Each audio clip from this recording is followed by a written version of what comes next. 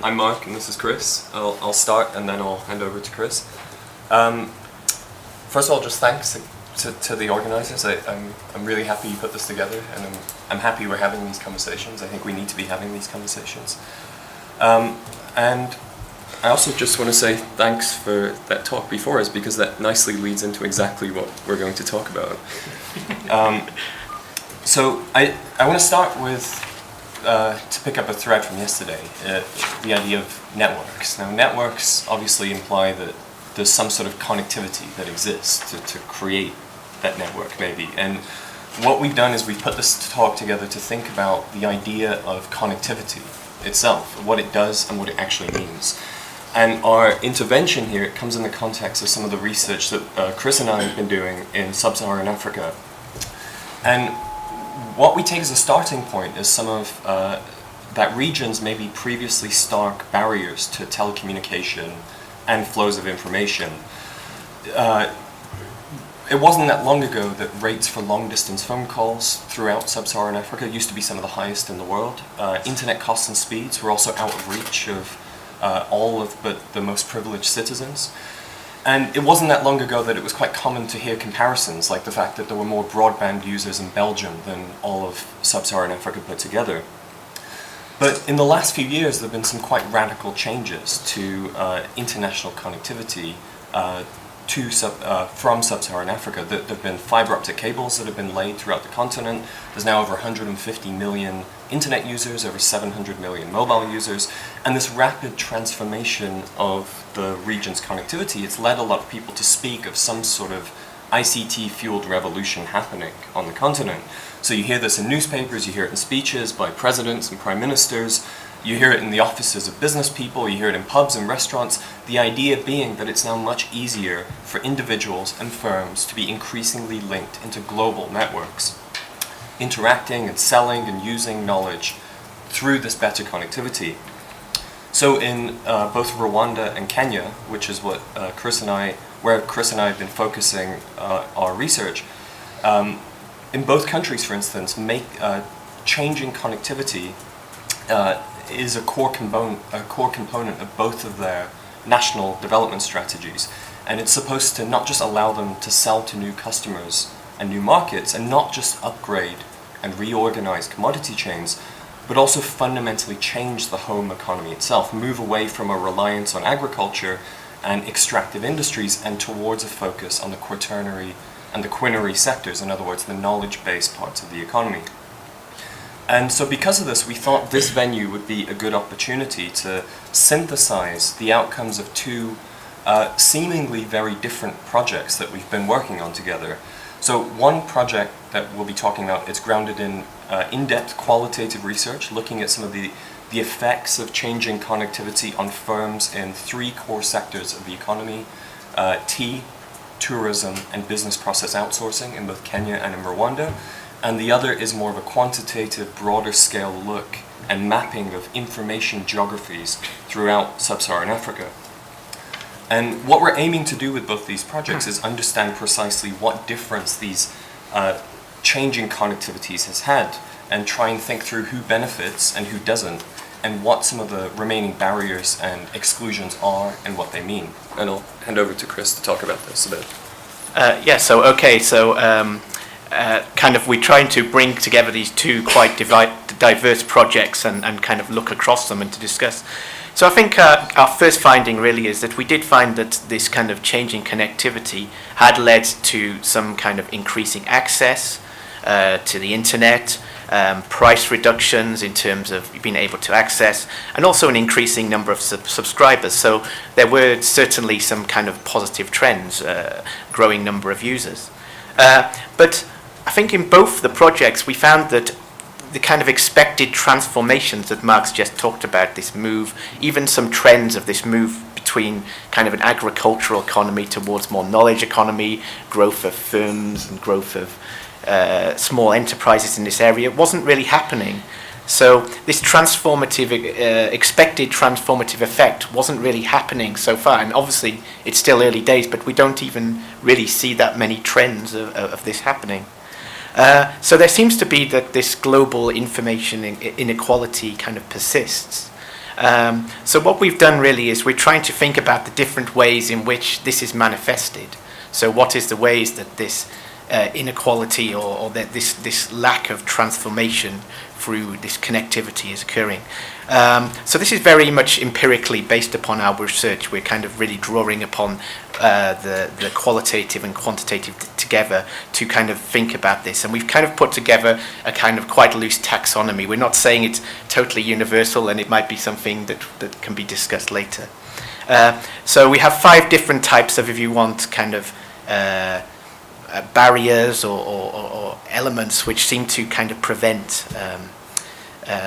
a lot of more inclusion, if you like. So first of all, in terms of representation, and I think this was discussed a bit yesterday, that in terms of kind of global platforms, and particularly online platforms, Africa's presence still isn't at all represented. And I think Mark is now going to just make a comment on that, because I think the project on the looking at information geographies was... Sure, yeah. Thanks. And I guess the way we've maybe divvied this up a bit is that Chris might talk more about the qualitative work we've been doing, and I'll talk more about the mapping work. So in terms of the mapping stuff we've been doing, what we were doing was just mapping information that exists on a whole range of platforms that represent parts of the world digitally. So for instance, looking at things like photographs in Flickr or Panoramio, looking at travel advice on Wikivoyage and Wikitravel, looking at geographic content on OpenStreetMap or GeoNames or Google, and of course then encyclopedic knowledge on Wikipedia. And these representations matter because they shape how we understand the world, right? What the information that exists shapes how we enact the world, move through the world, and understand the world. So we thought it was quite important to understand what's on these platforms. And I won't go into detail about any of this. I've loads of maps of this stuff on our website. If any of you are interested in looking at them, I can give you guys the link. But what we found were massive inequalities in the amount of information produced from and about different parts of the world. So, for instance, there's more written about tiny countries like the Netherlands than there is about all of Africa put together on Wikipedia. Even maybe more surprising, and this is a statistic I always use, but it maybe never stops surprising me, is that there's more written about places that very few people live in, like Antarctica, or even places that nobody lives in, like fictional places like Middle-earth, than most countries in Africa. So what we seem to be seeing are indications that older patterns of informational inclusion and exclusion are being reinforced, and I can talk about this in more detail in a few minutes. The issue isn't just that a lot of sub-Saharan Africa is being left out of the representation on online platforms and tools and databases. It's also that internet users from sub-Saharan Africa often focus their attention on the global informational cores, so North America and Western Europe. And we can show this empirically in some of the data that we have. And this is resulting in virtuous and vicious cycles and patterns of informational poverty and informational richness. And I'll just leave it at that. Yeah, and then in terms of the qualitative work, we also found that this idea of representation was kind of manifested in a slightly different way, but we also felt that it was present. And this was particularly around this idea that what becomes digitized or what doesn't become digitized within a value chain of production. So let me give you an example that in the tea sector we looked at, certain elements become digitized and become kind of part of the management and control of the value chain. So, for example, factory production data around tea production, around weights, around different qualities of tea. This is something which is very much kind of digitized and is part of the network. And that's something which then becomes part of the management of the wider value chain. And it's kind of a statistic which is used. But then on the other hand, some of the data around farmer growth, farmer production, particularly around smallholder farmers and yields and things like this, really wasn't part of that value chain. This representation wasn't present. And we felt that this often meant that some of these smallholder farmers, some of the cooperatives were kind of outside of the thinking of wider kind of strategies and management, just simply because this data, these things weren't digitized at all. So it's a kind of another example of how representation at a more kind of, if you like, a micro level can manifest. Okay, so we're going quite quickly in a shorter time. So we have a few other categories, so we're going to move a bit quicker, I guess. So in terms of contribution then, we found that not only representation was lacking, but the contribution to online knowledge from sub-Saharan Africa was also quite low. And Mark, you? Yeah, so as I was talking about, we looked at a whole range of platforms and information repositories, and as you might guess from the story I've already been telling, only a tiny amount of content hosted in online repositories actually comes from sub-Saharan Africa. And again, you can see this in a lot of the maps we have that you can all get on our site if you're interested. The one thing I just want to quickly say, though, is the first thing that a lot of people say to this is that, of course this is the case, because internet penetration rates are lower, right? But you can't actually explain a lot of this imbalance away by uneven levels of online access. So just to give you one example, if you look at the registration of domain names, in some European countries, there's one domain registered for every 2 internet users. The average in the Middle East and in Africa is 1 domain for every 50 internet users. And we see similar patterns on every platform we looked at. There's more edits that come from Hong Kong to Wikipedia than all of Africa put together, for instance. Now, what we think the biggest issue here is maybe a new type of othering that might be taking place because of the small amount of participation from sub-Saharan Africa. A lot of the content created about sub-Saharan Africa comes from these global informational cores. So then another category we found was around access to information. I think this is one that's been talked about a lot, that information is often kind of not so accessible in some ways. And this can be that certain information is behind price walls. We found that behind paywalls. We found this in some data. But more significantly, I think we found that a lot of data is inaccessible because of the ways it's presented. It's difficult to access. It often is in a complex language or in ways that is not relevant. So we found this, for example, around some of the tourism firms in Rwanda. I'll just move on. Yeah. And then in terms of connectivity, another category, these broadband, these fibre optic connections which have moved into East Africa haven't really solved all the problems around connectivity.